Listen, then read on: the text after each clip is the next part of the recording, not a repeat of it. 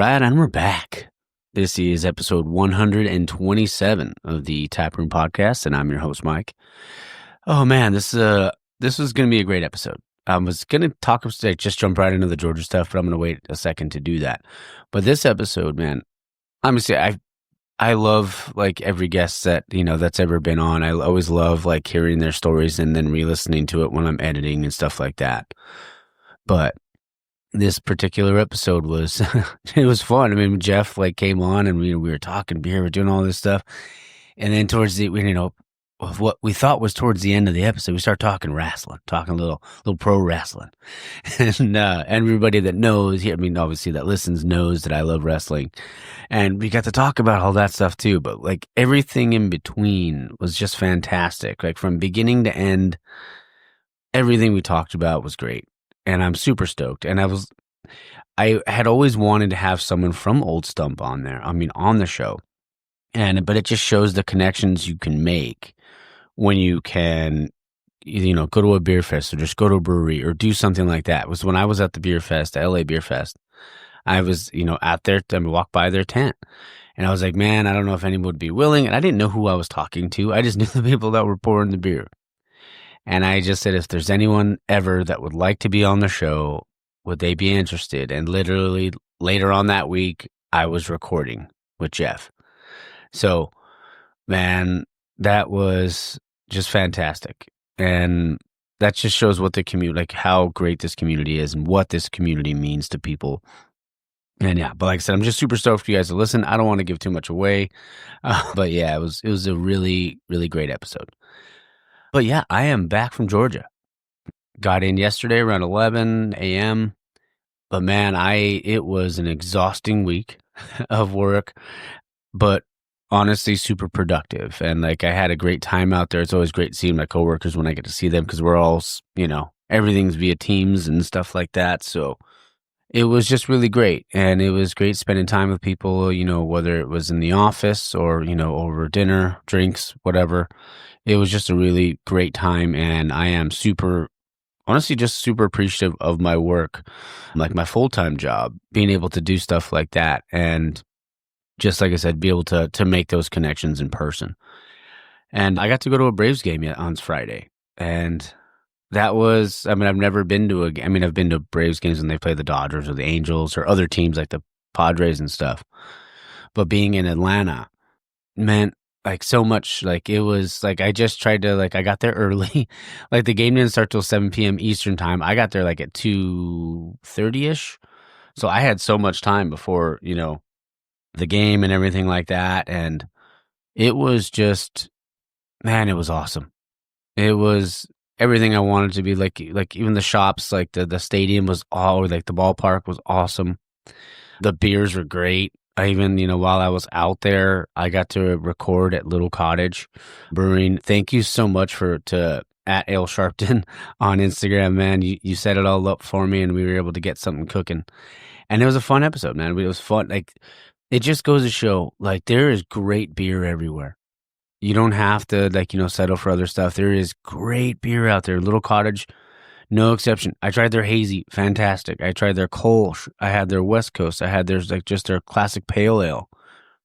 Man, it was great. And what a cool, story that he had, and just a great place. So if you're ever in the area, this one was in Avondale Estates, which it was about with traffic. It was about 35 minutes outside of Atlanta because I was out in Alpharetta. But man, it was great. And the people were so nice. Everyone that I ran into was super nice. So yeah. All right. I don't want to go too long because I am going to try to go pick up a 4-pack of Haze of the Wild at Level Up Brewcade. Doing a little plug there from my boy Luis. Yeah. Oh, and if you guys probably noticed, I didn't there was no ad in the beginning of this episode. That's because I wanted to do what I can for my buddies, for my brother. And I also created, there's 2 new designs out there on the website for merch. So I wanted to kind of highlight those things, for that specific reason. And we would figure by now I would remember the website, but it's taproompodcast.dashery.com. So then, I already have the Pokemon styled. Oh, Pocket Monster stylized t-shirt, like the card that my brother made at Wild Riley Supply on there. But I did just launch a new one, and it's called, like, the name of the actual like t-shirt, or the design, I should say, is Rooted in Beer, Fueled by Stories. So on the front side of it, it does have like the words "The Taproom Podcast," like a pocket kind of tee almost. And then on the back, it says Rooted in Beer, Fueled by Stories. And the design is a hop, or it's like roots going into a microphone, going into a hop, or turning into a hop. So if you guys get a chance, go check it out. But also check out my brother's stuff, like at Wild Riley Supply. No, so it's at Wild Riley Supply on Instagram and wildrileysupply.com.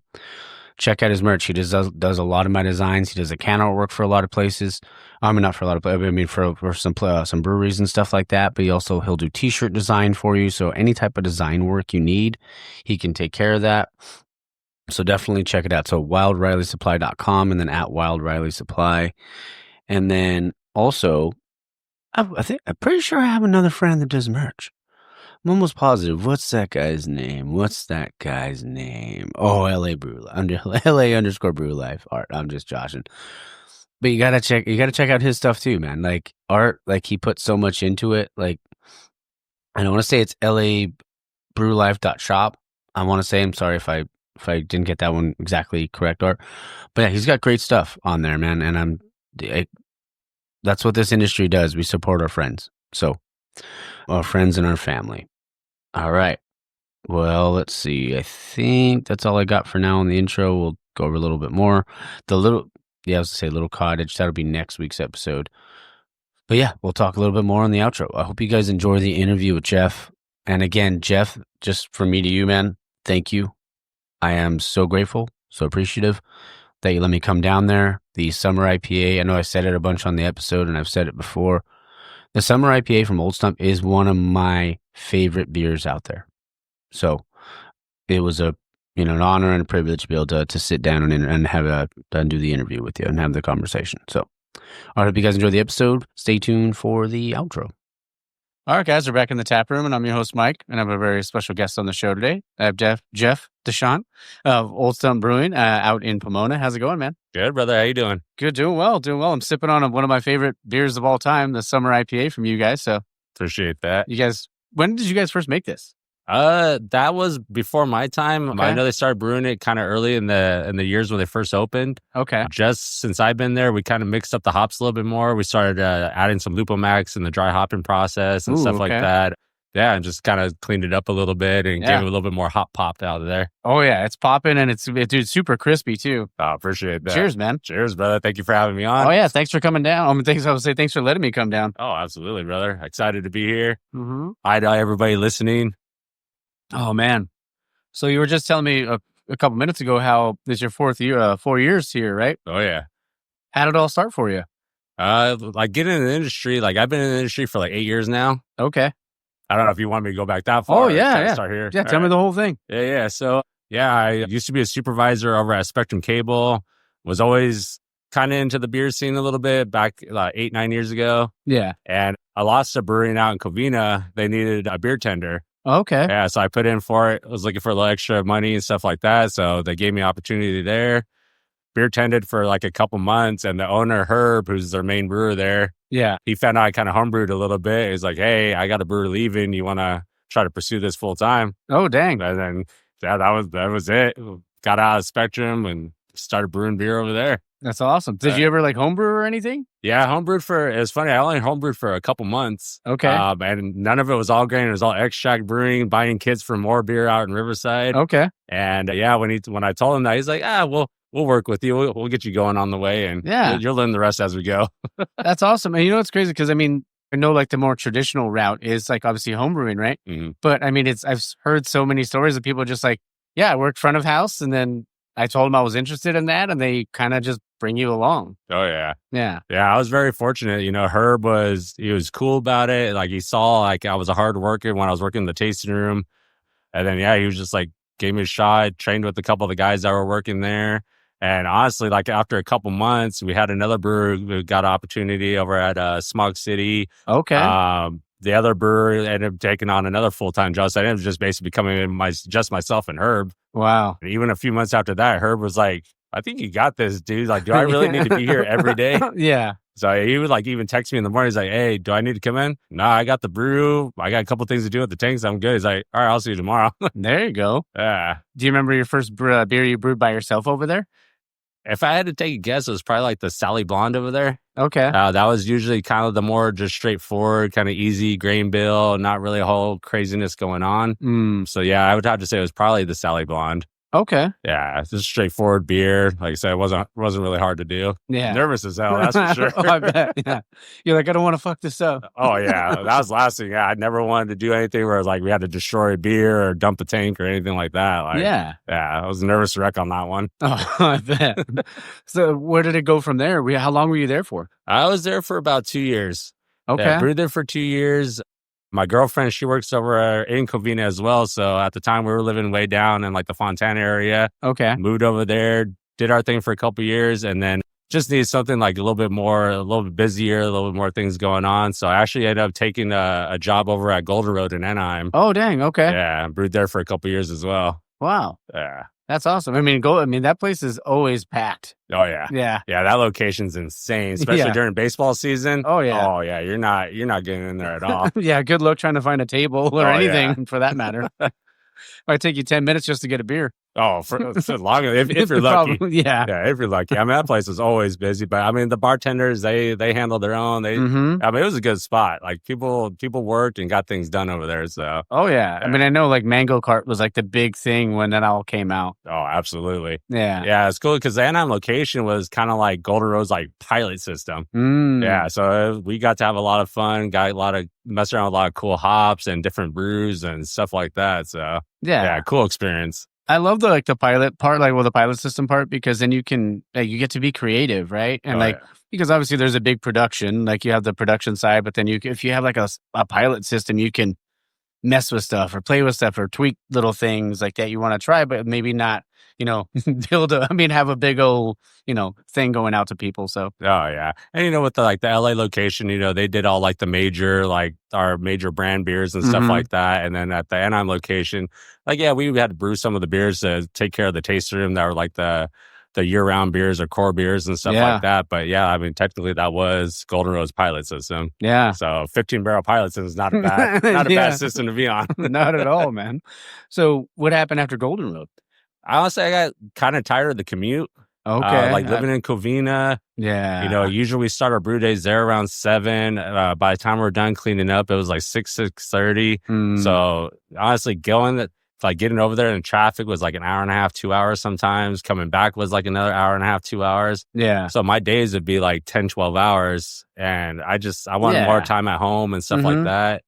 And then I found out Old Stump was looking for a brewer, applied, met with Herb and Harold and all that. And it just ended up being a good fit for me to be over here. It's awesome. Oh, yeah. Yeah, I mean, and I know that I'm sure it was taxing for sure because, 10 to 12 hours, then probably a bunch of that was, not a bunch of that, but like a good chunk of it was probably in the car just trying to get home. Oh, yeah.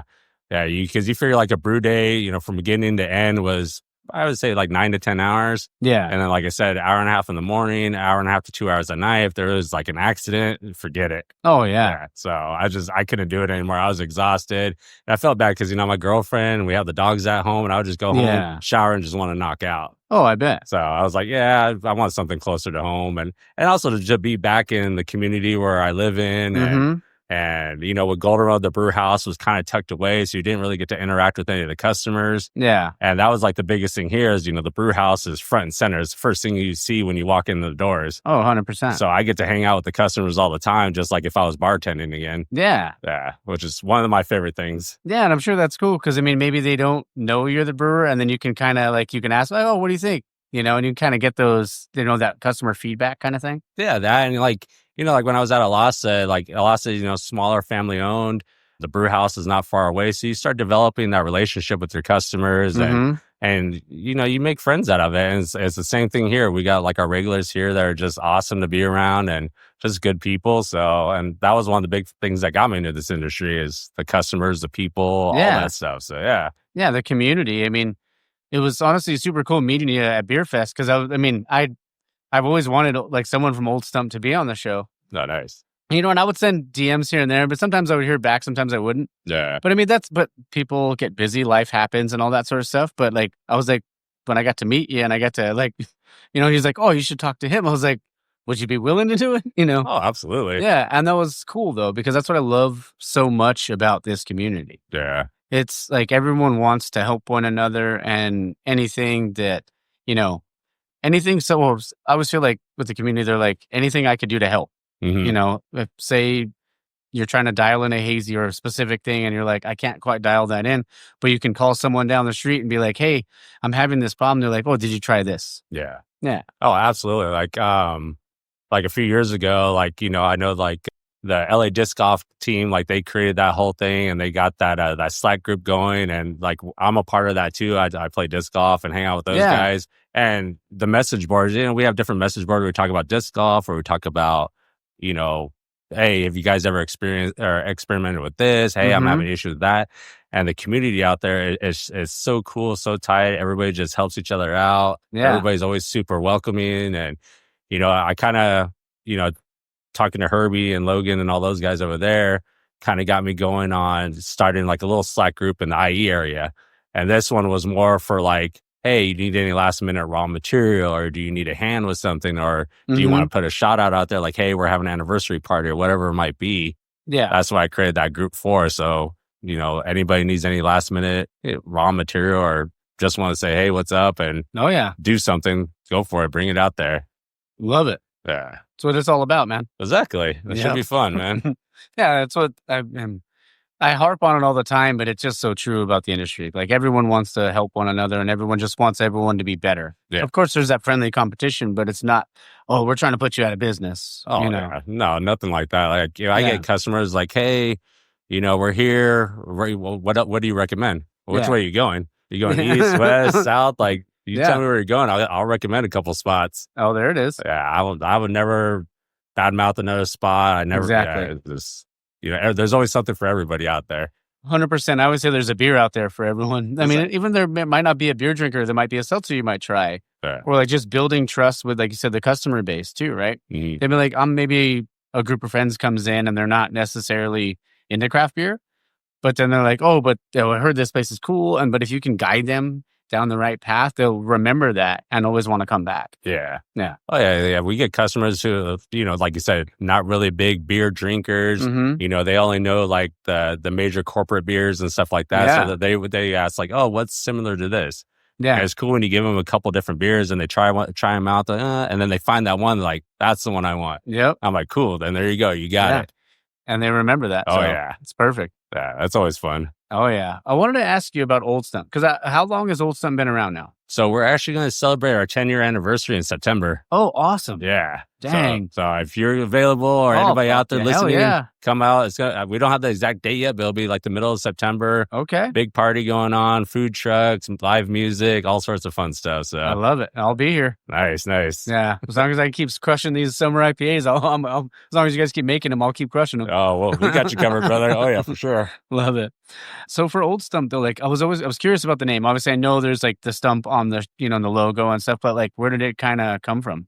So the way it was told to me is Harold, he was out, you know, they were getting ready to open this place up. They already had a name figured out, but after going through everything, they found that name was already taken and they weren't really willing to like share the name or, you know, give it up or anything like that. So Harold was out. I think he was walking up the like Baldy or something like that, just taking his dog out for a walk.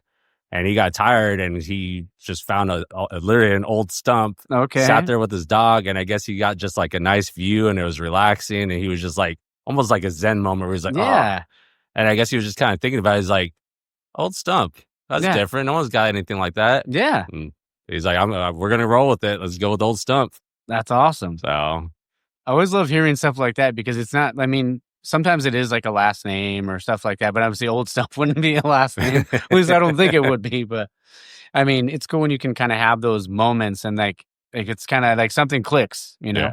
Yeah. Yeah, it's something cool. And like, honestly, him and the owners kind of brought that vibe here. Like, you want to come in, relax, have a beer, and just enjoy the rest of the day or whatever. Oh yeah, and it's a beautiful freaking tap room, man. Thank you. Yeah, I love all the murals on the wall and all that stuff. That's awesome. Yeah. Wanted to, because I'm always curious about like, were you into craft beer prior to beer tending, or was like how did that all kind of come about? So back when I was working at Spectrum, I like going way back, like when I turned 21 and all that, even in like high school, like we all drank in high school and stuff. Oh yeah, of course. I was never a beer fan. I was more of like a whiskey guy or bourbon. Like I liked, mixed drinks and stuff like that. A guy that I worked with, he started talking about like beer to me. I'm like, yeah, whatever, man. I don't care. He's like, no. He's like, come with me. We went to like Shamrock's out in Corona's little Irish pub out there. Okay. And he's like, try an IPA. I'm like, whatever, man. So I tried it out. I was like, oh shit, this isn't Bud Light or anything like that. Like this is something totally different. Never had it before. And so I started trying different beers that they had there. And then he started giving me recommendations, started trying out a bunch of different things. I'm like, all right, I can get into this. Yeah. And then he introduced me to another guy who was a home brewer over there. Okay. So I was like, hey, let me check out your process. Like, just curiosity. He's like, all right, cool. So he did all grain. He did like, or he probably did like a IPA or something quick and easy. And I was looking at the process and like the science and like the creativity. I was like, fuck, I'm hooked now. Yeah. And literally like he lived in Riverside. So literally right when we got done with his homebrew, him and I went to more beer, got like a little starter kit, and then did that extract brew for a couple months and got into the scene. There it was. Oh yeah. Were there like breweries or like brewers at that, maybe not at that time because you just started home brewing, but was there like an influence or like brewers that influenced you feel like?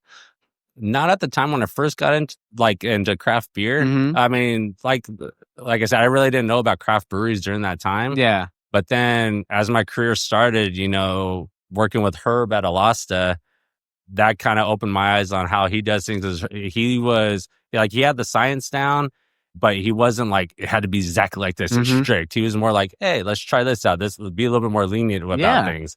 Like, okay, this happened. Oh, we could fix it doing this, or let's try like doing something different. Like one day we had a whole bag of whole hops. And we always use pellets.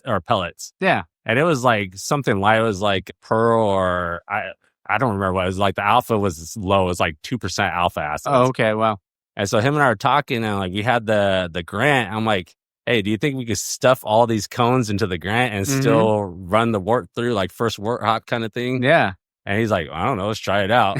Did not fucking work at all, but it was funny as hell. We got about 5 gallons in and the whole thing clogged up. We had to open everything out and do it all and stuff like that. But he was kind of like my first influence to like, you can make great product and have a lot of fun doing it and just kind of wing it as it goes. Yeah. But I would say like biggest influence was like, working with Herb at Alasta, learning that way of doing things. And then working with Victor Novak over at Golden Road. Okay. Because Victor's like a walking encyclopedia. Yeah. If there's an issue, he's like, boom, boom, boom, do this, do this, do this. And it was, numbers kind of, I don't want to say by the book, but it was details like boom, boom, boom. This is what we're doing. This is how we stay accurate and consistent. So kind of learning one side and then another side, I took kind of what I liked out of both sides and implemented it into how I do things here. That's great. So yeah, we hit numbers, but we do things on the fly and have some fun with it and just see what happens. Yeah. And I feel like that's kind of like, how he brought you, like, even how Herb like brought you in, like, you'll learn. But I mean, I feel like I love that part of like learning because you can tell me what to do like the entire time, but I'm like, just let me do it. Because it's kind of that trial by fire. Oh yeah. Yeah. And I was like that growing up. Like I got good grades in school, but I wasn't going to sit there and study and read and all that stuff. But if there's a problem or if I see something I'm interested in, I would take it apart and figure out how it works and rebuild it and put it back together and be done with it. Yeah. Like I come from like the classic car scene a little bit. That's what my grandfather was into. So it was always like, oh, we just fix this up, work on this, tear it apart. Yeah. See what it does. There you go. Like, cool. Love that. One of the segments I was wanting to ask is, because we talked about a little bit like how you can have a new customer come in, right? And maybe give them a couple different things. This one's called flight school. Like if you were gonna, like someone that wasn't into craft beer as much and they said, oh, I kind of want a flight. What do you suggest? Like what would be like, if you had to pick 4 off your tap list to give someone, what do you think? I mean, I usually let them tell me what they're like, usually like, or what they're into, or what they absolutely don't like. But if it was like they're totally open and just want to try different things, my personal favorite is always the honey blonde. Okay. Like that to me is a year-round beer. It's always good. It's always crisp. It's got that honey flavor in there. Just a nice, just good beer. Oh yeah. It's got bold characters. So I try to give them a little bit of everything. So like a honey blonde, summer IPA is usually one I would recommend because, to me, it's like an introduction to the IPA world. Yeah. It's not like super hoppy in your face, but it's got the hop character, clean, crisp, nice, easy drinker. Irish Red, the Rusty. Okay. Another one if they want to try something like malt, get some of that kind of classic style in there and stuff like that. And then probably the P-Town Porter. So it's almost like a build up from like super light to like our darkest beer that we have. Yeah. And then if we have it on tap, a seasonal one, because those are like those four are all year round. Yeah. I say the Deeply Rooted. Okay. The English Strong Ale, high ABV, but super malt blast, like just a kind of more traditional style. It's one of my personal favorites. It's like one of the first recipes I got to like fully develop when I got here and stuff like that. So it's been a good one. I love that beer. I love that name, Deeply Rooted, too. Yeah. Yeah, that's awesome. Yeah, when I named it, I tried to do something where it was kind of goes with the Old Stump theme and at the same time pays a little bit of tribute to like a classic style. Yeah. Yeah. That's cool, man. And I love that because like there's like the beer names. I mean, a lot of times I'll see them on the menu like, yeah, I kind of want to try that. Doesn't matter what because of the name. So like, we'll call this one Behind the Beer name. Like, what are some of the other ones, like some of your other favorite like names that you have on the board? Honestly, Show Me Your Melons always makes me laugh. Okay, oh yeah, that was funny. Yeah, because honestly, every time we take that to a fest, I mean, some people want to take it to the next level. Yeah, they want to show me theirs, and show the staff theirs. It's like, nah, we'll give you the beer. You can put those away now. There you go. But yeah, that one always makes me laugh. Deeply Rooted is one of my favorites.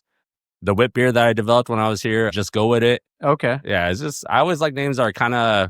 It fits the name of the beer, but it's also kind of funny and witty and stuff like that. Those are the kind of stuff like Buried with Children, the Blackberry Wit. I saw that name on there. That's I was like, because I saw all the names on the tap list a couple days ago, and I was like, man, I gotta ask him about some of the names. So. Oh yeah, and it's hard too because like brewers and people they're freaking creative. So trying to find a name that someone has it snagged already is like, oh yeah, oh yeah. Even so, when I did a collab beer with Burning Daylight in Lomita. And my brother was like, we were like, we don't know what we're going to name it. And my brother figured it out. It was called Brutes of Our Labor. And we were shocked that, because it was a brewed IPA. Nice. But we were shocked that nobody had tried or used that name before. Oh, yeah. But the names are always cool. Even the can artwork, too. I mean, and like the Summer IPA, the can artwork is phenomenal. Like, thank you. I love them all. And even just talking about those specific beers, like we had Summer IPA. I think you guys, when we were at the fest, you gave me the Summer IPA, the blonde, I think the watermelon blonde. Was that the... Yeah, we had the Show Me Your Melons. Yeah, that one. Oh, that's the one, yeah. And then there was one other one, and my brother had never tried Old Stuff. Oh. And he's a big craft beer guy, too, but he never tried it. And I was like, here, we'll split the 4-pack. So we were the one that he was with me on Saturday. But when we got back, I poured him a taste. He was just like, oh, man, that's really good. And then I was like, dude, you got to try this one. You got to try this one. Then he's like, dude, we got to go over there. I was like, well, I'm hoping I can record with him this week. So nice. Yeah. And it's funny that you mentioned like the can art and stuff like that. Like when I first got introduced to craft beer, like I said, I didn't know any breweries. I didn't know really styles or anything. So that's how I grabbed my beers. Is like, oh, that can looks cool. I'm going to grab that. That can looks cool. I'm going to grab that. And like I said, like what got me kind of hooked too is like, I think like the first couple of beers I grabbed was like Racer 5. I think Ruination from Stone. Dang. And then I saw, Arrogant Bastard. Oh, man. Yeah. That was my first craft beer ever. Oh, yeah. That one's a heavy hitter. Yeah, ruined my palate. I was not ready. See, that one hit me hard, but I was like, damn, I'm into that. Let's go. Yeah. And that's honestly still one I'll drink every once in a while to today. To this day. I haven't had it in a long time, but I mean, as my palate kind of grew, I guess, or got better with craft beer, I ended up, obviously, of course, I appreciate it. But yeah, with that first one, I was like, what am I drinking right now? Or what did I just put in my body? Oh, yeah. Yeah, I think I went the opposite way with a lot of other people. Like I went straight to basically a hop head and drinking IPAs. And in the beginning, I didn't like lagers. Oh, or lagers were okay. I hated pilsners. Yeah. Could not stand a pilsner.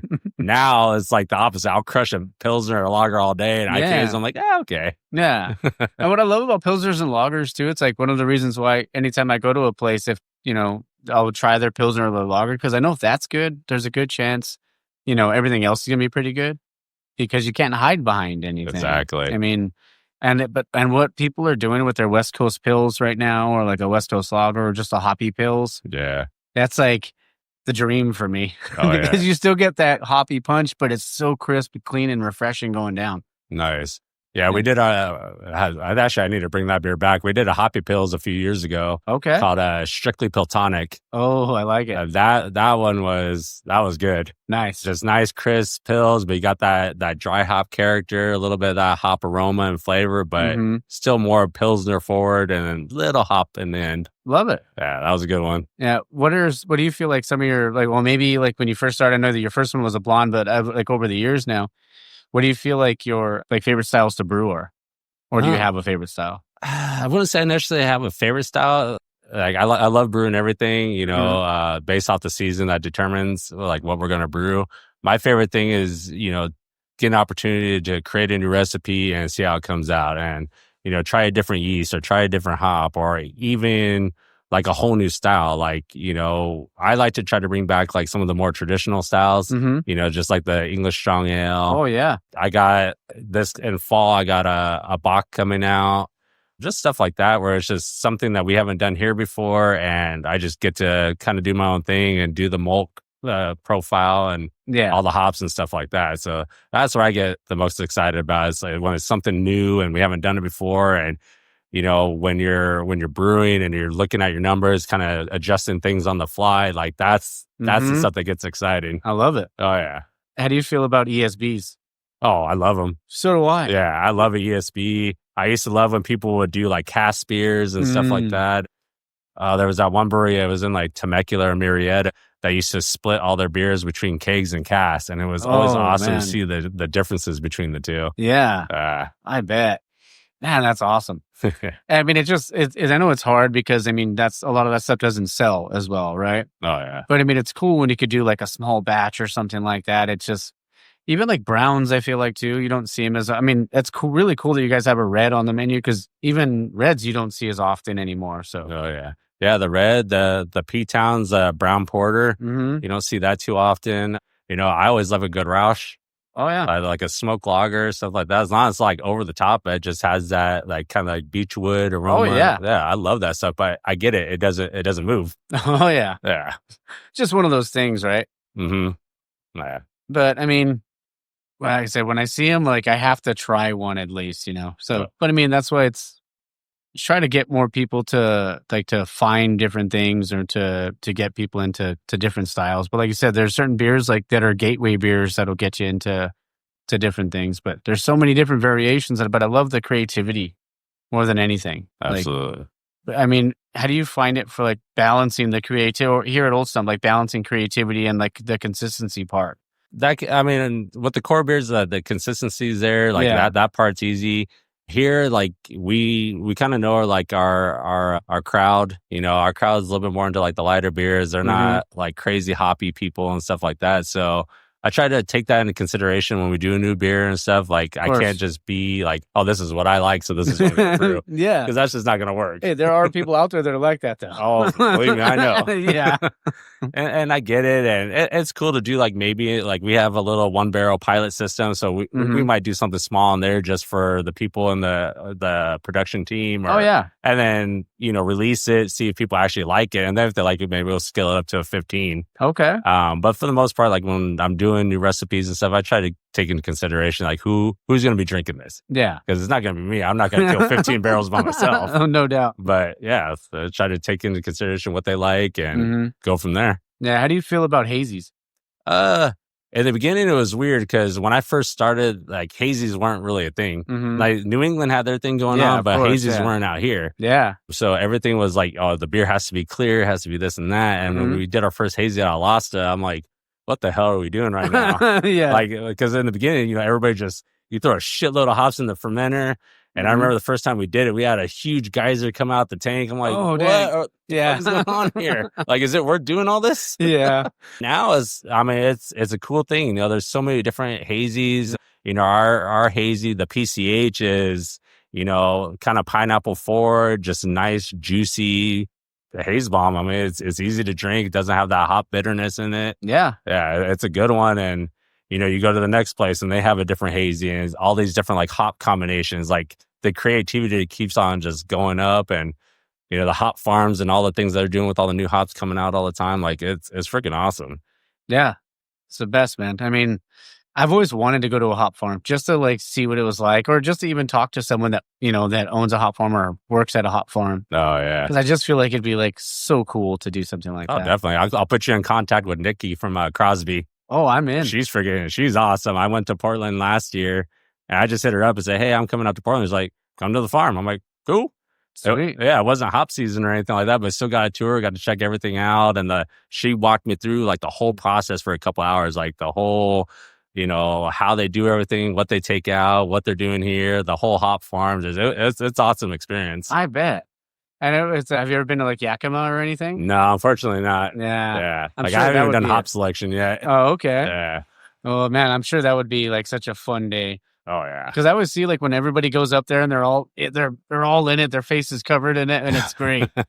I'm like, that's like the dream. I just want to smell it all. Oh yeah. I've talked to a couple guys that have done hop selection, and they're like, yeah, it's cool for the first like 20 minutes. Yeah. And then you're like, I'm done. Yeah. And some of these guys are out there for like 2 or 3 days for 8 hours, just hop. I'm like, dang. Nah, I'm good. Yeah. I'll trust our rep to send us good hops. There you go. Oh man. Do you mind if we hit pause and grab another beer? Oh yeah, go for it. Sweet. All right, and we're back. I'm having which one was this one? That's gonna be the Highway to Pale. Okay. Oh, love it. Love that name. Here we go with the names again. That's awesome. Oh, yeah. What are you having? I'm going with the Just Go With It. Okay. Yeah. Get that Belgian style whip beer. Ooh, can't go wrong with it. Cheers, brother. Thank you again. No, of course. Thank you. Well, yeah, that'll get you there. Yeah. Oh, that's good stuff. Damn. Yeah, that was another style that kind of fell off a little bit, was pale ales. Yeah. I don't know why. To me, they're always great. I love when someone has a pale ale on tap. Oh, yeah. Even like now I feel like you've seen them a little bit more, but like the hazy pale ales instead of like the hazy IPA. Yeah. Good stuff, man. Oh, yeah. You know? That's crazy. Like the trend just goes all over the place. Yeah. I mean, and I always find that interesting because like, you know, obviously hazy, there was like, I would say like the haze craze and then like the summer of seltzer and all that sort of stuff. Yeah. But like, I love that like pilsners and lagers are back. Like people wanting to enjoy that and people are buying it. And that's what, you know, you got to keep making it. Yeah. Because you just don't see it as often. And I mean, you didn't see it as often before. We'd have like 4 or 5 different hazies on the tap list, but maybe one lager or one pilsner. Yeah. And now I feel like it's obviously there's still a lot of hazies on menus, but you're kind of seeing that flip just a little bit. So, oh yeah. What I wanted to ask, so this next segment is called the 4-pack. Okay. So first question in the 4-pack is, what's the one beer that never leaves your fridge? Because of convenience, how much I like it, the honey blonde. Okay. Yeah, just because it's easy to like on a Friday night, grab a 4-pack, head to the house. That's usually one of my go-tos. Honestly, it kind of depends on the season. Like I'm definitely a seasonal drinker. Oh, I feel you. Yeah, so obviously during the summertime, I'm loading up my fridge with lagers and pilsners. A lot of times, honestly, shout out to Pro 5. I always grab beers from them because they're amber Mexican lager. Oh yeah, that's one of my go-tos. And then my girlfriend, she's always killing the Japanese rice lager. Oh yeah, there's the Hanma or Hanma or something like that. Yeah. Johnny and Nick are so cool. I love those guys. Yeah. Hanging out with them, they're always a good time and fun. And you know, last year at GBF, we partied with them like the whole week. We were all out there, and that's awesome. It was just every day, just nothing but laughing and having a good time with it all. Oh yeah. I mean, and I still want to go to GABF. I was thinking maybe this coming year I'll go. I wanted to go.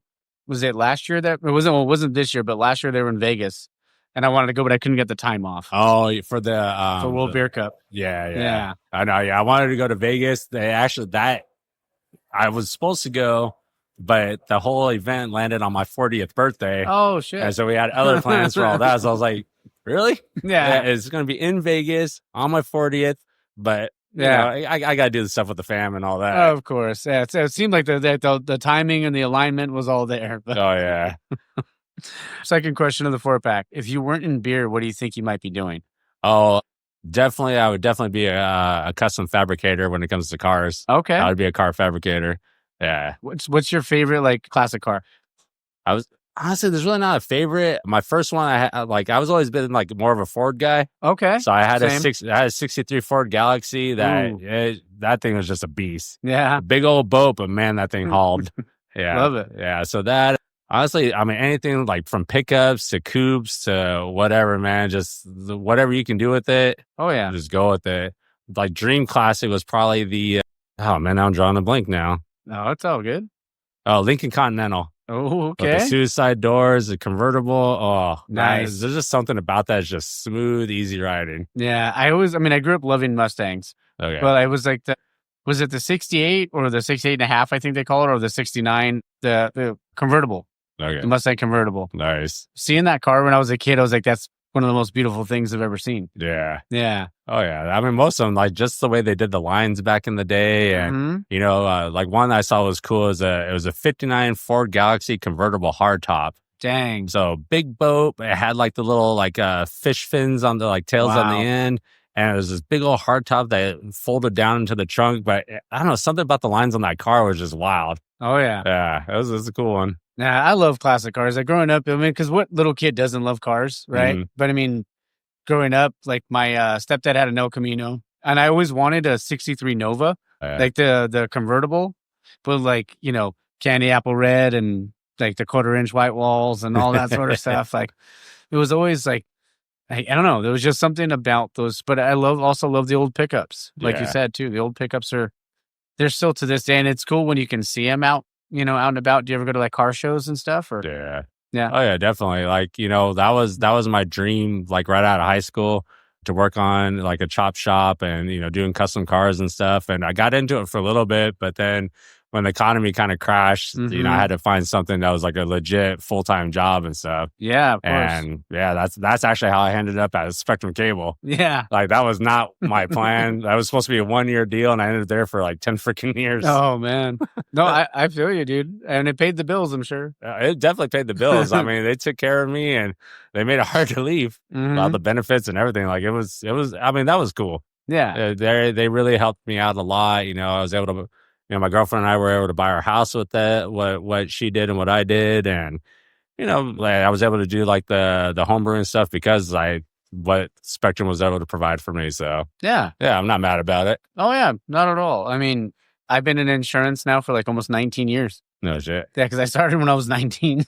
But I mean, I never thought like I would be doing that the rest of my life. But I mean, it took about 16 of that to find something within insurance that I truly love. So, I mean, and I get to do this. I get to get off work pretty much whenever I want and come hang out and have some beers and have a fun conversation. Oh, yeah.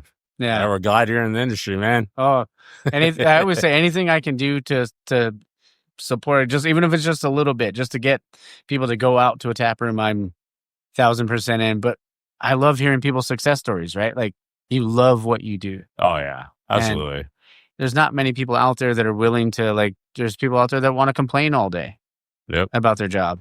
Yeah. And I'm sure there's days, right? Oh yeah. There's definitely days where I'm like, what the hell did I just get into? Yeah. But I mean, honestly, like, like as a kid, I always liked to be creative and do work with my hands and stuff like that. And this ended up, like I said earlier, like I was never really into beer, and everything just kind of just flowed. It all just kind of like snowballed down, and one thing happened, this thing happened, and it kind of just set me in the path to doing all this and being here and doing all that. And like, some things were irritating and frustrating and stuff, but it led me to what I'm doing. Yeah. And I would never want to go back to anything else. Being able to be creative and make a living off of something you're excited to do. Like what else could you want? Yeah. I was like, and I could drink beer whenever I want. It's like, where else are you going to be able to do that? You found your calling, brother, man. That's awesome. Love it, man. Love it. I was like, sometimes we get caught up in like, oh, like the money can kind of be a thing, but like, congratulations on you being willing to take the risk and, and do that sort of thing, and just finding something that you love to do. So congrats on that. Oh, thank you. Thank you. I mean, like for me, being able to take that risk was having a supportive girlfriend who understood what I was going to lose and what it was going to do to our finances and stuff like that. Mm-hmm. For her to kind of just be the support and like the backbone, and me, or she knew like I've always been a hard worker, so I told like, and like I explained to her, the money will come back eventually. It might not be as good, but we'll make it work. And she was, from the very beginning to now, she's always been like just like a rock. That's so great. Without her, like this wouldn't be happening. Oh yeah, and I mean, you got to have a good support system. Yeah, definitely. Kudos, brother. I know I got a little sidetracked there. So question 3, but I mean, I love that part. I love like going off on tangents because it's not just about that; it's about the person. So. Oh yeah. Question 3: if you could collab with any brewery out there, maybe one you haven't collabed with, who would it be? And the style that you would want to make. Okay. I would probably say, I mean, God, that's a tough one. There's so many great breweries out here in the area. Like, I always want to collab with like local people. Yeah. Like I said, send some love back and forth. But if it was like a top one, it'd probably be like Energren. Okay. Just like, their lagers to me are phenomenal. Yeah. I love their styles. Every time I go up there, like from, a beer tender to the brewers, like everybody's always been so cool every time I go up there, and the beers are always great. So, obviously them and a lager. Oh yeah. Yeah. Just like what, I mean, I'd honestly let them choose whatever they want to do. I don't care. I just want to hang out with them and see what they're doing, because everything they do is crushable. Oh yeah, and that's what brew days are all about. Collab brew days are all about. Just enjoying one another's company, throwing a few hops to your thing, and then there you go. Yeah, but I mean, here too, like obviously we talked about Nick and Johnny at Pro 5. Love just hanging out with those guys. Oh yeah, Chris and Kai at Hop Secret, always a lot of fun. They're always cool people, cool beers. Yeah, their beer's phenomenal. Yeah. I always mess up their name. Solaris. Oh, Solaris. Yeah, Solaris. Yeah. Thank you. Told you I was going to butcher the name. It's all good. Same thing. Their beers are always great. They're always super, super cool people. Yeah. Like, it's always a good time. So. Or was it Solario? I think it might be Solario. Yeah, because I think Solaris is down in like Murrieta. Okay, yeah. So okay, so I was somewhat right. No, yeah. I was trying to think. I was like, wait, I think I messed that up. So last question. Last question on the 4-pack. What's a guilty pleasure that you maybe secretly have? It could be like, I kind of like this TV show, or I kind of like this song, or whatever. Anything, doesn't matter. One thing people really don't know too much about me, unless they're like in the family or, my girlfriend, obviously, as I actually love to bake. Okay. Yeah. And not so much bread, but the de-stressor for me is like actually just having a beer and baking a cake or a cupcake or whatever and stuff like that. And it's funny because I usually don't eat it. Yeah. I might take a little bite just to make sure it tastes good, but it's another way to be creative. Yeah. You're throwing in different ingredients. A friend of ours, like years ago, she taught me how to make my own fondant and stuff like that. Dang. Yeah, so I got started creative and making just like crazy cakes and weird stuff like that, just to goof off and have some fun, and started giving out to people on like their birthdays. And just... Dude, that's cool. For some reason, I think it kind of takes me back to childhood. Like my grandfather liked to bake, my mom liked to bake, and there was always something about that smell, and it kind of brings me back to just having fun with my family and just goofing off and stuff like that. So, that's cool. I mean, I'm the only thing I can bake is maybe like I can make oatmeal scotchies, and I can bake a cheesecake every once in a while. Oh, there you go. That's it. But that thing always cracks, no matter what. It always cracks. Oh yeah. So. But that's really cool, though. I mean, I don't think I've ever had anyone like tell me that they were into something like that, because I mean, most of it's just like, like a TV show or a movie or something like that, or like a video games. But I love that. I mean, baking's. I wish I could do it. I love to cook. Do you just kind of wing it, or do you go off a recipe, or how do you kind of approach that? I usually like to kind of find like a base recipe, and then add my own little something to it. Yeah. Just to make it a little bit different. So it's not like the same thing someone's already had and stuff. Yeah. So I mean, it's kind of like brewing, people have done traditional beers forever. Yep. So that's basically all we're doing now, is kind of taking something that someone already did and putting our own little twist on it. Yeah. So that's kind of what I got into it. Love it. It was fun. Yeah. What's like, if you're going to have like a flavor, because I'm kind of similar, like when it comes to the cooking side, because I'll make sure everybody eats first and then I'll have some. but like a lot of the time I won't like, I'll eat my food sometimes, but most of the time I'm just like, you guys eat and I'll be fine. I'm just going to drink this beer. Yeah. So what's your favorite kind of like, if someone said like, oh, I want you to make this cake for them or make a specific cake, what would it be? Do you feel like, or any baking or any type of thing you could make? Yeah, the one thing that like I absolutely loved and I somehow perfected was as zucchini bread cupcakes. Ooh, yeah, wow, that sounds delightful. Oh god, because it's one of those things where like I'm a carb guy. I love carbs in the morning. I love a good cupcake or whatever. There you go. And so it was something you could have in the morning. You could have it at night for dessert.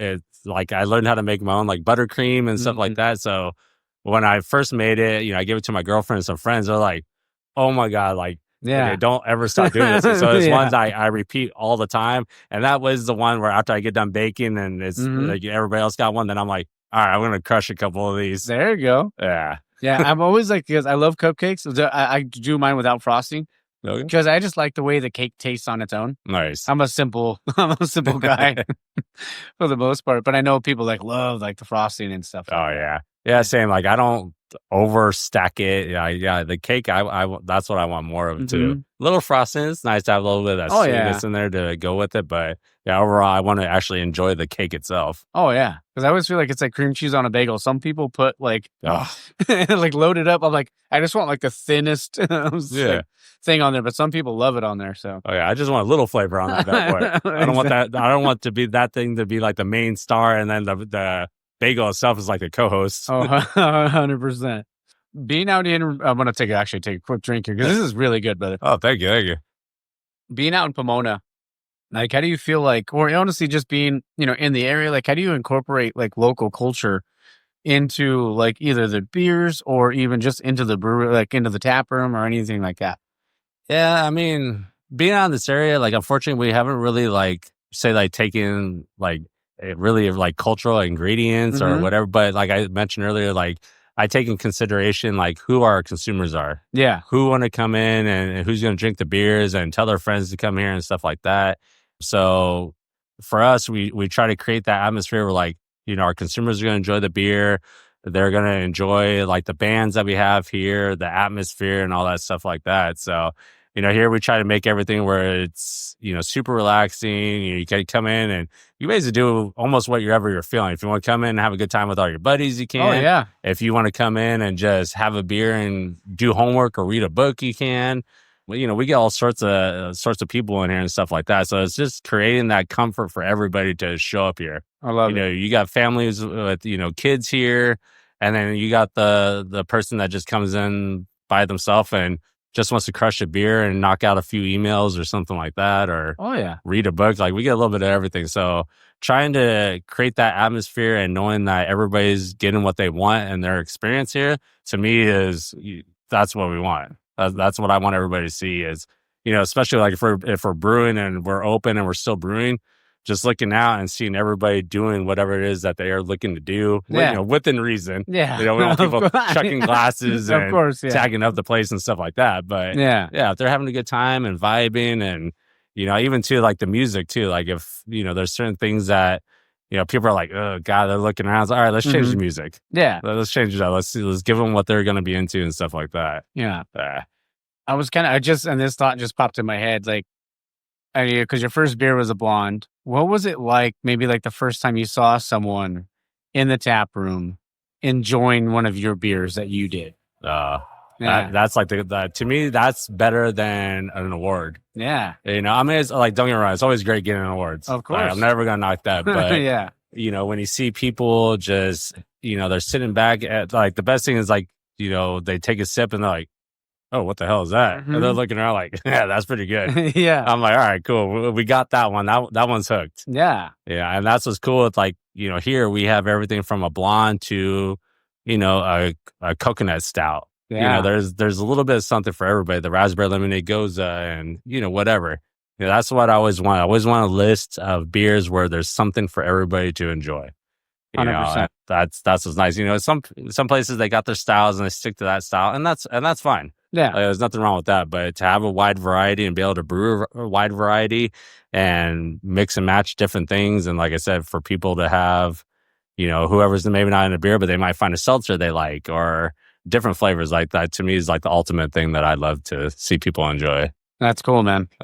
That's awesome. I love that. I mean, it's about them, right? Because if they weren't here, Exactly. Yeah. So I mean, that's the thing. You gotta like, not like listen to every, little detail, but I mean, it's about like, knowing what, like, what your community likes and what your regulars like, but finding that balance. Yeah, 100%. And I mean, you get some of those every once in a while that I always find it funny, like some of the home brewers, they could be a little rough sometimes and try to critique, and I'm always cool with it. Like if you want to share your opinion and advice or something like that, but I think a lot of times, for me, homebrewing a little bit myself, and obviously now I do all grain when I brew at home and stuff. Yeah, there's certain things that don't transfer over to professional brewing. Yeah, there's certain techniques, there's certain ingredients, there's certain things that just doesn't go from a 5-gallon brew system to a 15-barrel brew system. Yeah. But like I said, I'm always respectful as long as the customers are cool and they want to share their opinion or advice. I'm fine with it. Just be cool about it. Yeah, don't be Untapped. Yeah, don't be too crazy about it. And I love Untapped, and I always joke about that. But it's like there's some people out there like not really a stout person, but I had this stout 1 star. It's like, come on. Like, if you're not a stout guy, then why are you rating it? Oh, dude, I had a guy. We did. This is kind of going back to Alasta. We had a beer called Manky Langer with those Irish Red. Yeah. And for the anniversary one year, we decided to throw it on cask and serve it in cask for the anniversary. And so during the anniversary, I was working the bar, and the guy asked me about cask. So I gave him all the gist of it. I'm like, hey, it's room temperature. It's not as carbonated as keg beer. Gave him like all the details of what he's getting out of it. So literally in front of me, he takes a sip of it, says he likes it, blah, blah, blah. 10 minutes later, I see a Yelp review saying, oh, don't go to Alasta. They gave me this warm, flat beer and blah, blah, blah. I'm like, jeez, I just told you what it was. Like, yeah. What do you want me to do for you? Wow. Yeah. Yeah, that's rough. Gotta love Yelp, man. Yeah.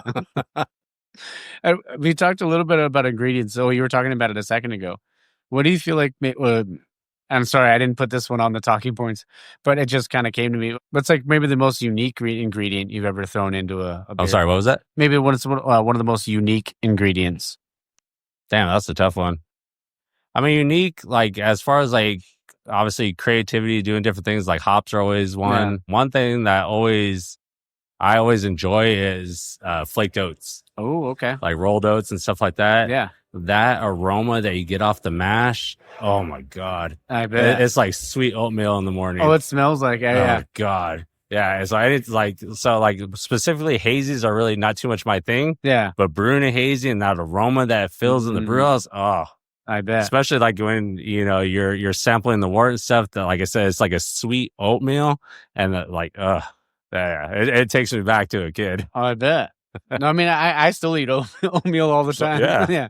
Oatmeal and a coffee in the morning. There you go, man. You can't go wrong. Yeah, there's something about that. I just love it. Oh, it's great. I can see one of the cats. What's the cat's name? So that's actually Barley. Oh, I love it. Okay. Yeah. Barley's a stray that just kind of wandered in here. She came in, like, we're thinking she's probably like a little under a year old. Okay. And she was actually pregnant. Oh. And so one day we came in on a Monday morning. I don't know if you even want to know the whole story. Oh, It's like the whole thing going on. Yeah, it's all good. I tend to go on tangents here and there. You're good. But yeah, we came in on a Monday morning and she had fell through the office ceiling. Oh, no. Because I guess she was trying to have her babies up in like the insulation up in the ceiling. Oh. Fell through and she had like a litter of like 12 like right there in our office. Jeez. So there we walking in on a Monday morning and there she is just chilling on the floor with all these kittens. We're like, wow, what the hell are we going to do? Jeez. So we actually converted our whole office into her, basically like her nursing center. Wow. So for 8 weeks, she had the office. She had all of her kittens there. They're running around. Dang. It was freaking cool, to be honest with you. I bet. Yeah. It's funny. I was just going to ask, like, because was that a brew day? Like you were going into a brew day when that happened? No, we actually came in. Usually Mondays, we go through our meetings, like what we're going to do for the week and stuff like that. Okay. Do little things here and there, like set up for, like I said, brew days or set up for distro and all that stuff like that. And so later, like, just walked in and just chilling there. Yeah, dang. No, the reason I was asking is because, like, I was gonna ask you like, what was like maybe your most fun brew day? So I was like, if that was one of the days, I was like, I don't know if it would have been fun, but I mean, it was cool that it happened. I mean, of course, the kitties are always awesome. Oh yeah, we got another cat in the office named Mosey. Okay, he's a little bit more. He stays in the office. He doesn't like to socialize. Yeah. Barley's out there. She likes to tease everybody at the bar. Oh, does she? Oh, she'll stand there in the spotlight and just look at people. Yeah. And everybody's like calling her like the dog from Pirates of the Caribbean ride at Disneyland. Oh yeah. They're whistling at her, trying to hold stuff in front of her. And she just looks at him like, I ain't coming to you, dude. Yeah. It's like not right now, bro. Yeah, that's not gonna happen. Oh man. But what was probably the most fun brew day you've ever had? Or memorable? Damn. Honestly, that one I kind of talked about earlier with us packing all that whole hops into the Grant, it was cool because it was like one of the first times like we went something completely off script and tried something totally different, and it ended up being a shit show. Yeah, but it ended up being a whole lot of fun. Yeah. Like, you know, Herb and I had a good time. We had a good laugh out of it. Like, it added some time to our day. Well, we knew not to do the next time. Yeah. Yeah, so we just had fun with it. We laughed it off, crushed a couple beers after. And, there you go. You know, we shared it with like some of the other bartenders and stuff like that. So that was a fun one. What would be, because I mean, I know that was a fun one. What was the worst brew day you've ever had? One time I want to say I was doing it might have been a German lager or something. Same thing over at Lost, and we got like just a complete stuck mash. You know, knock on wood, I've never had that happen again, but it completely stopped everything. We had literally we just had to dump everything out. Yeah. Like there was nothing we could do. We tried to recircuit or try to spin the rakes again, go through the Vorloff process again. And it just wasn't happening. No rice holes? Yeah, we had rice holes in there. It just for some reason. Still just caked it? It just did not want to budge. And we had brewed that beer plenty of times before, so it was all the exact same sets, but for some reason, like, you know, the brew gods weren't with us that day. And, it was just kind of defeating. You know, you get all this stuff set up, and now you have to basically dump everything, clean it up, and, you know, with Herb, you know, seeing how it is and knowing how expensive raw material is, like it's kind of a punch in the gut. Yeah, you know, so that one kind of sucked. I wanted to ask you too, because I know you love to bake. For like with the grain, do you ever make like dog treats? Because we talked about like rescue dogs and stuff like that. Mm-hmm. Have you ever? Because I know you have to use a dehydrator, right, in order to be able to use the grain. Yeah, I'm pretty sure. I've never messed with the spent grain before to bake anything. Okay. We did have a customer that used to come here all the time before she moved. She would always hit me up like, "Hey, do you have anything?" I'm like, yeah, I got some grain here, and she would come and get a couple bags and do cookies and dog treats and stuff like that. But I never. At the time, I was still trying to figure everything out, dial it all in here. So I never really asked her like her process and all that. So yeah, I never got to mess with anything like that. Oh, I'll have to. I can't remember his name at the moment.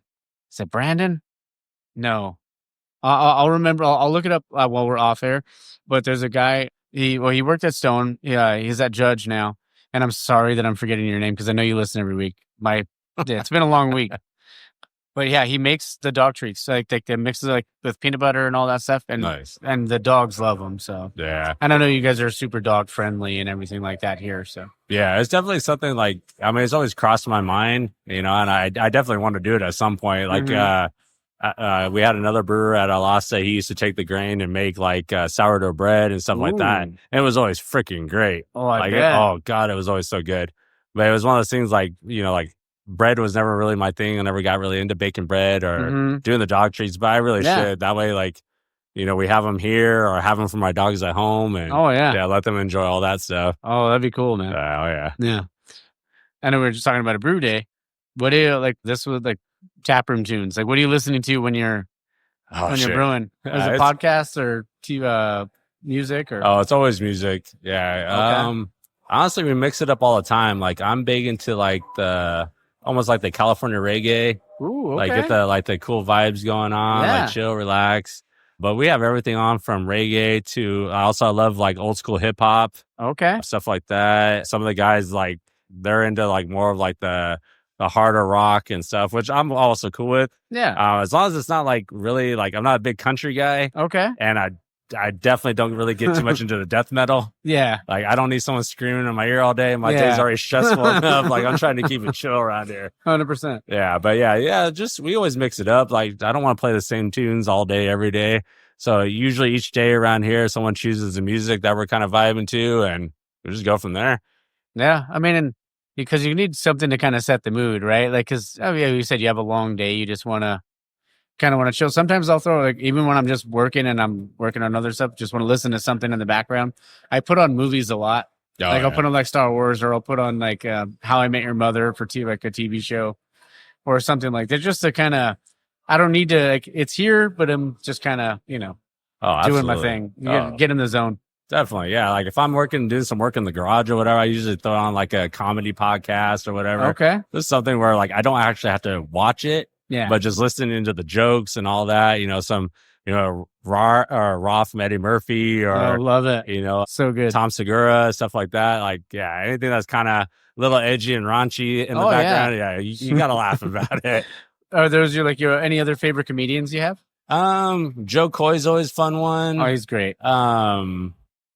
There's so many good, like, talented, Bert Kreischer, like, when he did that podcast, what was it called, like Something Burning or something? Oh yeah, where he has different comedians on and they just whip up stuff. Like, I that one always makes me laugh. Oh, it's great. I love Jim Gaffigan. Oh, there you go. Yeah. Or like Brian Regan. I don't know. I haven't seen anything from Regan in a long time, but Gaffigan, I always loved it because, I love the raunchy stuff, but I also love that, like, Gaffigan's just been clean his entire time, and he's still fucking hilarious. Oh, yeah. Yeah. Yeah, I think one that always gets me going, too, is Bill Burr. Oh, it's great. Just because he's to me, he seems like he's the same on stage as he is in person. Oh, it doesn't give a shit. Yeah, and I've seen him in, like, news interviews and stuff like that, and someone asked him a stupid question, like, what the fuck are you talking about? Like, shut up right now. Yeah. And I love it. He has no problem, just being him. Oh, yeah. And that's kind of how I am. It's just, I am who I am. I'm not a jerk. I'm not the meanest person in the world, but I'm also not the nicest person in the world. Hey, if however I treat you is because that's how you treat me. 100%. So the fact that that's kind of how he is, and the way he tells his jokes are kind of on the edge, and the way he handles his interviews and stuff like that, he's like, I'm just me. Yeah. You don't like it? Don't listen to me. Yeah. And if you're cool with me, cool. Let's go have some fun. Yeah. You don't like it? Fuck off. Yeah. It's that simple. Yeah. That's how I always feel too, man. It's like just, be good. Be a good person, but hey, the second you kind of like flip that switch and you try to be an asshole, like, all right, you're cut off. Yeah. Well, yeah, there was like this quote they said, like, if I cut you off, you probably handed me the scissors. Yeah. So that's just what it is. I might have to steal that. Just a couple more questions. First, one of them is, if you were to open up your own brewery, what do you think the name of it would be? And what do you feel like maybe your signature style would be?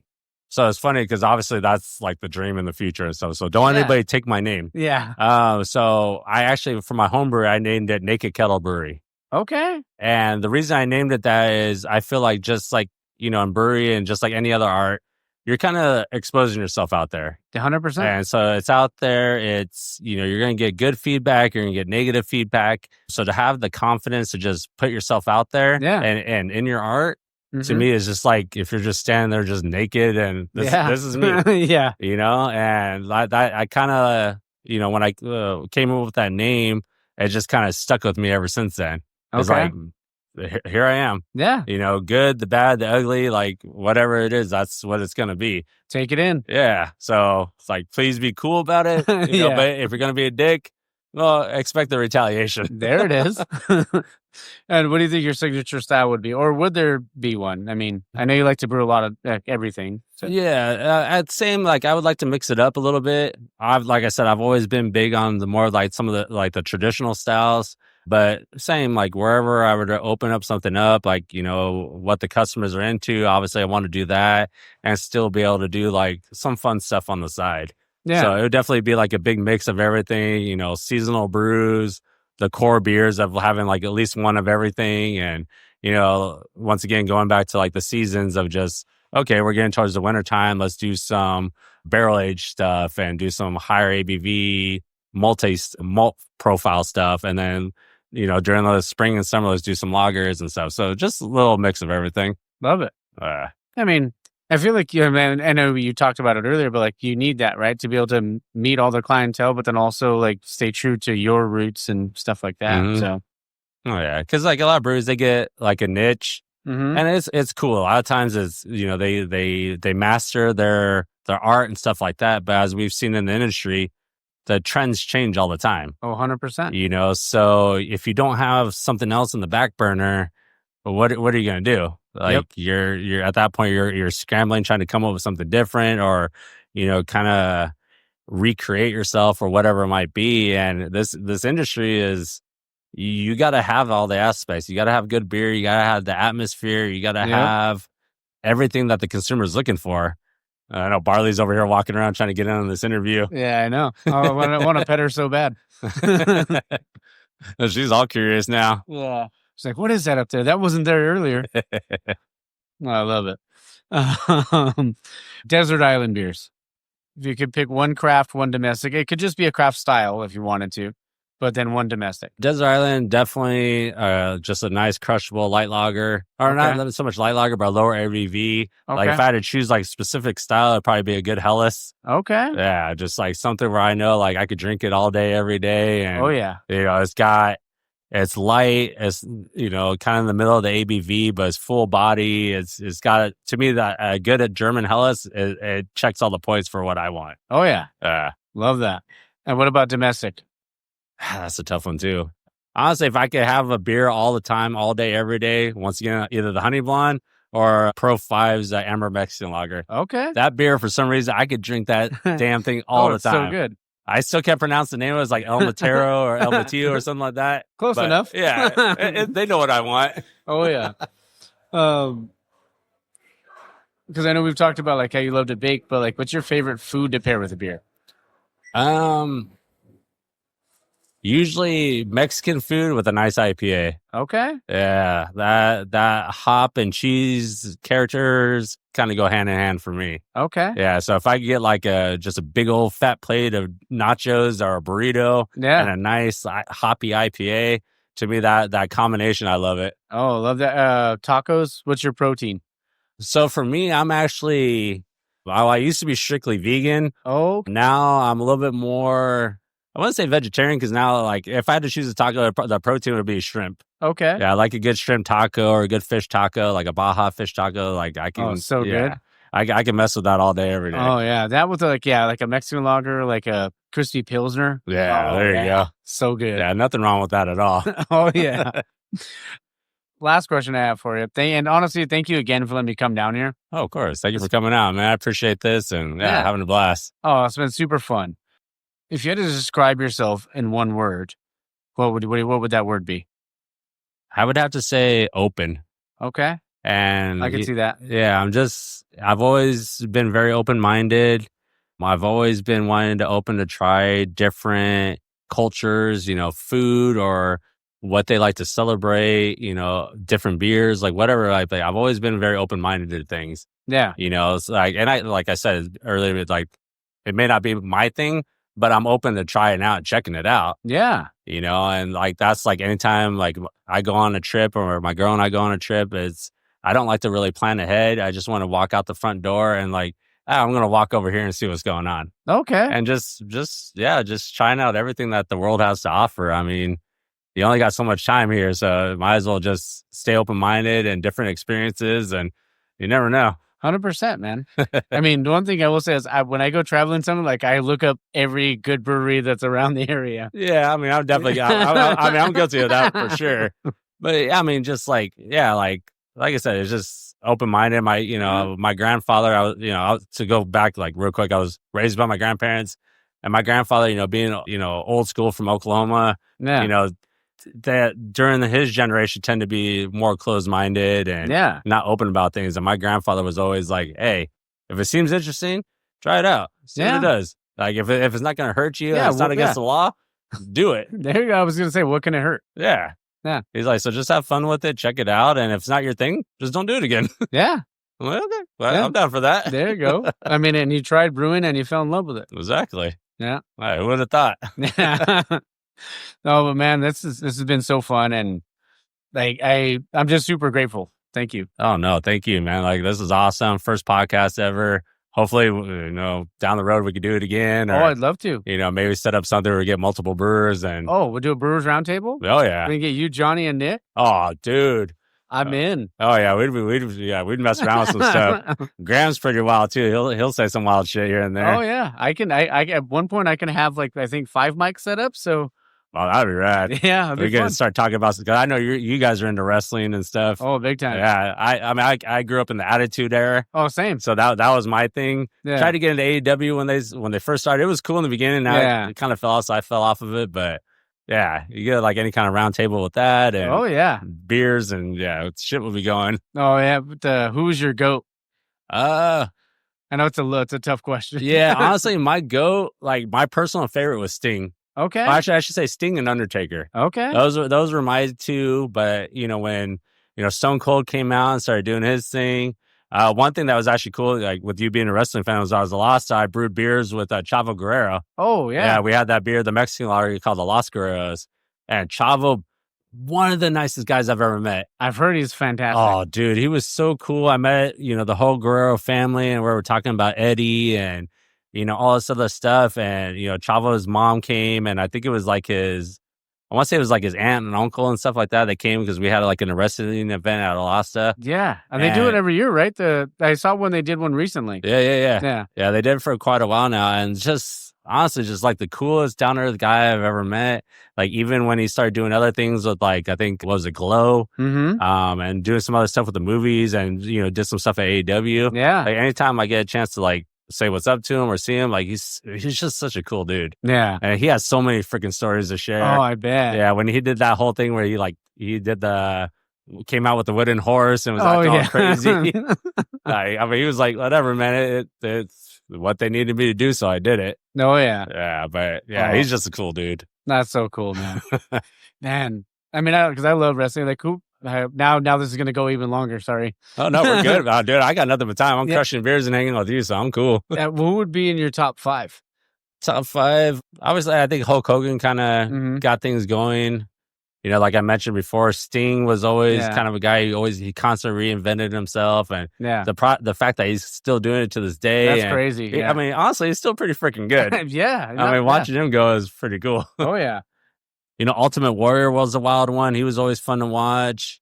Shawn Michaels. He's my GOAT. Yeah. Yeah. Shawn Michaels, like when he was, what was the tag team? Was the Rockers? Yeah, the Rockers. Like I remember that whole scene where he threw Marty Jannetty through the glass window at the Butcher. Yeah.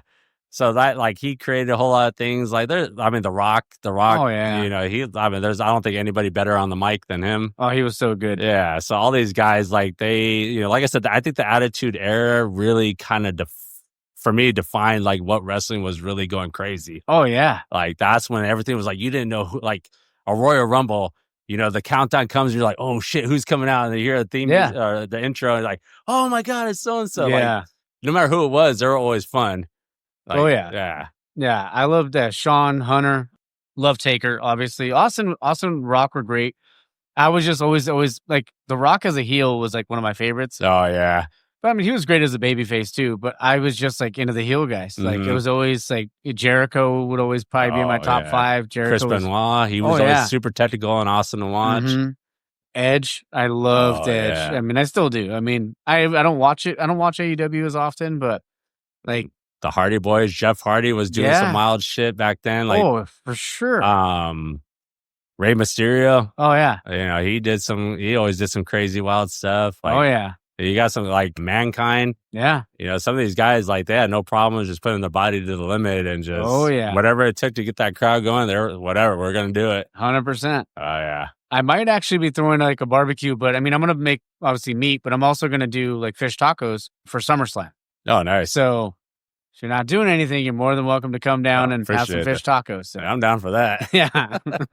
Yeah. We get together for all the big ones. So it's always like Mania, the Rumble, SummerSlam, Survivor Series, but I'm always cooking something. So nice. Those are always the good times, man. Like growing up, my buddy of mine just lived a couple houses down. They had the black box. Oh yeah. Yeah. So we're always watching all the pay-per-view events and stuff like that. It was always the best, dude. Oh yeah. Oh, so cool. I mean, that's just like, just hearing that just took me right back. It's like thinking of like the little red numbers on it.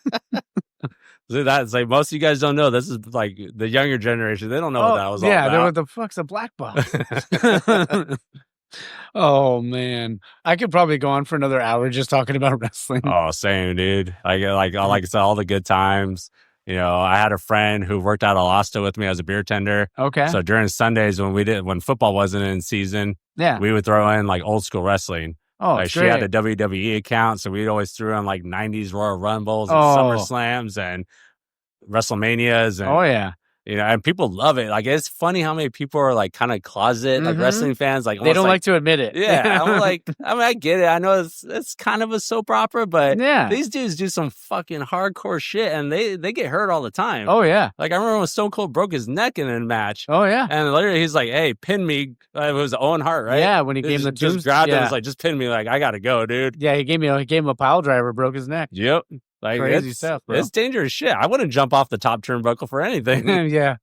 I mean, I've talked about it on the show, but the reason why I go by Mike, because my real name is Jonathan, but I go by Mike because when I was like 25, I was like, I just want to go to wrestling school, not to be a wrestler. I just want to know what it's like. Yeah. So I went, did it for 3 weeks. My mom's like, why are you doing that? Like, thanks, Mom. Thanks for the support. Yeah. And I was like, I just want to know. I just want to know what it felt like to take a bump in the ring. Yeah. And I went for 3 weeks, and they were like, "Oh, you got it. What's your gimmick?" I was like, "Well, fuck, like I don't know." Like, I was like, "I'm John Michaels," and then Michaels got shortened to Mike or Mikey, and then now it's just Mike, and it just stuck ever since. So, oh, that's funny. Anytime anybody sees me in the industry, or like honestly, a lot of my family, they're like, "Hey, what's up, Mike?" So, oh, there you go. Yeah. It was funny that you said that, because I was wondering too, because like when you first started texting me and stuff about getting this set up, my phone was confused. Yeah. It was like, it would say, "Oh, suggestion Mike, suggestion Jonathan." Suggestion Mike. I was like, shit, I'm pretty sure he said it was Mike. Yeah. No, yeah, it is. And that's what sometimes people are like, what do they call you? Or what does your family call you? Or what do they call you? Like, just call me Mike, dude. It's fine. Yeah. Because I mean, I answer to it now because my family's been calling me that for a while. So, oh yeah. Yeah. See, and that's cool. Like I said, I mean, even like I think it's cool that El Segundo did the thing with Stone Cold. Oh yeah, the Broken Skull IPA and the Broken Skull Lager. Yeah, you know, like I said, being able to do something with the Chavo, like be able to bring in the wrestling world into the craft beer world. Oh yeah, like, oh shit, this is rad. Yeah, dude, that's like the dream for me. I got to meet Stone Cold once at El Segundo. Oh yeah, I walked in. And me and my brother were like, dude, we were joking around on the way there. We were like, oh, dude, wouldn't it be funny if Austin was just sitting there? And we were walking, because we came through the front, walking to the back. And I was like, I looked over, I was like, oh shit. I was like, oh, I called my brother Jizzy. I was like, Jizzy, look. I was like, don't make it obvious. And he was sitting there, and he was sitting with Cody Jinks. And I was like, holy crap. And we all just kind of were like, looking back over our shoulder, like, that's really him. And then I walked up to him after. I was like, hey, I just want to let you know, because I would listen to his podcast every week. Oh, yeah. Shook his hand. He's like, you want to take a picture? I was like, sure. Like, because I didn't want to bug him about it, but he said, yeah. And then it was a big mistake for him, though, to open that door, because then I was like, I started picking his brain about wrestling. And I made my brother, because my brother always said Stone Cold's the GOAT. And obviously Stone Cold is one of the GOATs of all time. Yeah. But I asked him, I asked Austin, I was like, who's better, Sean or Rick? Like, who is the best, greatest of all time? And he said, Sean's the best in the ring. Ric Flair was the best overall. Oh, yeah. Yeah. I can see that. And that's someone I kind of left out too. Ric Flair, he was always sold everything. Oh, yeah. He did great. And we'd oversell it so hard, and I loved it. Oh, yeah. But just like, I felt like too, like anytime like Stone Cold would throw the Rock in Stone Cold Stunner. Oh yeah, he would do the flare, do a handstand, hit the ropes, flare.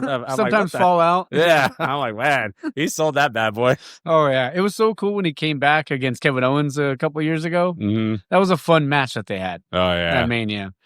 But man, I wish, like, I know it was like tough for Austin and stuff like that, but, and I'm sorry guys, this just turned into a wrestling podcast. But I mean, it's just so fun, like, and it's cool, like. Even if people aren't into it, it's like, man, just go hang out with your buddies and watch it. You're going to have fun, have a few beers, get some food. You know, like you said, it is it's scripted, But like the falls and all that shit, they trust me. Taking all the first thing that they made me do in wrestling school was take like so many flat back bumps. Oh yeah. Just to learn, like, all right, this is, if you really want to do this, then do it. Honestly, kind of thank God my mom said, "Why are you doing this?" Because my back was already not very good at all. So it just kind of, but it was super fun. Oh yeah, I could see that. I mean, even like the chops. Oh yeah. Who was it? Like Dan O'Brien, and he that one Royal Rumble, whatever. When he was like the first one in, and his chest was like hamburger meat when he was done. Oh yeah. Like it's yeah. My brother and I used to do chop offs. Oh. I don't want to, like, I'm not doing that anymore. No. Like, there's a reason why I still have like probably like permanent redness on my chest, probably because of that. So. Oh yeah. No, and then, like I said, I know we went on a tangent on wrestling. One last thing I'll say is like you kind of going off what you said, just watch it because you're gonna have a good time. Yeah. You know, my girlfriend, same thing. She was into the more like the attitude era, and she would tell me like she would always cry every time Hulk Hogan got dropped, and when he flared back up and get ready again. Yeah. But she fell off of it for a long time, and then we watched like an AEW match, and it was like the Lucha Bros. Oh yeah. And she saw them. She's like, "What the hell is going on?" Because it was like Luchadors and like I think Top Flight and oh God, what's the other tag team? The guys, they're just right here at Rancho. Damn, I can't remember the name. But anyways, they're all doing their thing and stuff like that. She's like, "Lucha Bros." Anytime, you just tell me when they're on a match, and I'll watch that. There you go. I mean, sometimes it's as simple as that. Like they watch one match, they're like, "Oh shit." Yeah. Or like some people's like, "Oh, I get it." Yeah. You know. Yeah. But we all get it. We all know it is what it is, but it's entertaining. All you closet fans, it's okay. Yeah. You can come out and say, "Hey, I love wrestling." So there you go. Yeah, get some good craft beer, watch some wrestling, have some fun with it, and just enjoy it. Damn right. I think it's Aero Lodge, the one that they have in LA. Alex, shout out to Lucio. He would message me every once in a while, but he would always put Raw on in the tap room on Mondays. Yeah. So it's like, it's cool. I mean, it's a fun time. There you go. Yeah. We went off. Yeah. I went off way off, but that was super fun, man. Thank you again. Everybody, if you're in the area, or maybe if you're just in the LA area for a little bit, you gotta or in IE, come down to Old Stump. Summer IPA is, I know I mentioned it and I posted about it the other day, but that beer to me is one of the best beers I've had in the last few years. And I can't say enough good things, obviously, about Jeff and about the brewery. Like, it's a phenomenal space. It's not that far away. Just come down and have a few. I mean, thank you, man. Nice. No, I appreciate it, man. Thank you for coming out, taking the time. Enjoy this. Hope to do it again with you. Oh, yeah. Yeah, like Mike was saying, anytime you guys want to try out some different beers, plug in. If you come out in the middle of September, 10-year anniversary party. Oh, yeah. Big event. We'll have a lot of fun, a lot of food, a lot of beers. Let's do it. It'll be wild. Damn right. We got to get you guys got a big enough space. You got to get a ring out here. Yeah, believe me, we talked about it. Right now we're currently expanding. We're looking at getting a kitchen. We're in the middle of getting a pizza kitchen going. We actually just took over the building next door, so we're opening up this whole patio area. Just awesome. A lot of stuff coming up in the works. Obviously it's in the beginning stages of it. So look for all this in the next couple of years, and we're hoping to keep expanding, keep delivering some good beers. And if you come by, just let me know which direction you're going. I'll put you guys out to some more good breweries. There it is, man. That's what it's all about. Oh, yeah. It's all about the love in this industry. 100%. Yeah. Well, let's grab another one. But everybody here, like I said, come down, have a beer, enjoy yourself. And don't forget to support local, drink local, and find your beer. Nice. Appreciate it, brother. Cheers, bro. Yeah, my name is Aaron. I've been here for about 7 years now. I kind of do a little bit of everything except brew. Okay, there you go. I fix and build stuff. And my favorite beer here right now is 2020. I like light, easy drinking beers, and that's my favorite. It's my go-to. And it's kind of funny because my wife likes IPs, and we go to a restaurant, wherever, they always set the IP in front of me, and I switch them around. There it is. But Old Stump's 2020 is my beer. Love it. And when it's out, I'm hurting. Cheers. How's it going? My name is Michael. I'm a cellarman here. Been here about a year and a half, going on 2 years this month. Favorite beer to drink is Honey Blonde. All right. Well, I hope you guys enjoyed that. Like I said, we had a great time. I don't know why I did the find your beer thing at the end of the interview. Usually I do it at the end of the episode, but that day I did. But like I said, like Old Stump, you got to check that place out. It's awesome. And I'm just super stoked. that you guys got to hear that and got to hear like how, obviously clearly we're having fun, right? And that's what this show's all about. It's about, promoting this wonderful industry and creating memories and getting people out there getting people out of their comfort zone, getting people out of their shell and getting out there and trying something new. Doesn't matter if it's work related, life related, relationship related. Just get out there and try something, man. That's all I'm asking. Not asking you for a whole lot. Well, maybe a little bit. And maybe buy a t-shirt or two. Just kidding. No pressure. Also, I know, if it's your first time ever listening, like if you're on Spotify or if you're on Apple Podcasts or anything listening on that, or even Prime for that matter, on Spotify, it just does the rating system. If you could do a 5-star thing, that'd be sweet. It does help. It does help, like put it in front of more eyeballs and stuff like that. Apple Podcast does the same, but they do the star rating, and then also leaving reviews helps. Prime, I think, is just star rated. I haven't used Prime Music in a while, but it's also available on YouTube Music and a bunch of other ones. I think like Pocket Cast. I don't know. There's a few out there. But yeah, next week is going to be the Little Cottage episode. And then I believe I'm going to be recording at San Fernando with Paul. I'm also going to be try to record something maybe this week with Steady. And then also another one next week at Santa Monica. There's quite a few I'm trying to line up right now. Yeah. So super stoked. Should be good. Got a lot of stuff coming. Jizzy's birthday is next week. So might put together a little, what do you want to call it? What? Why can't I think right now, bro? What's the deal? Maybe it's still brain fog. No, might just put together like some beer reviews. I think we're going to Green Cheek at Sunset Beach. So that should be fun. Also trying to plan something with Paul from Hess Brewing. Yeah. So there's going to be a lot going on. A lot of stuff. It was funny. So when we were in Georgia, one quick story before we go. While we were in Georgia, we were walking around Target and someone says like, "Oh, I got to do cardio in the morning." And I busted out the Bill Clinton impersonation. I was like, the only time I do cardio. No, damn, that wasn't very good. The only time I do cardio is with Monica. Not even with Hillary. But if Hillary finds out, I'm going to get in trouble. And then you got to do the thumb part, Yeah, it's good stuff. That wasn't my best one. It's still early. So, but yeah, if you ever run into me in person, I'll do the bill for you. All right. All right, guys. You take care. You guys have a great week. And I probably sound more energized today just because I slept for like 12 hours after getting back. But like I said, I hope you guys have a great week. Try something new this week. Maybe try a style you don't like. But even if you don't like it, don't start giving it 1-star reviews on Untapped. All right.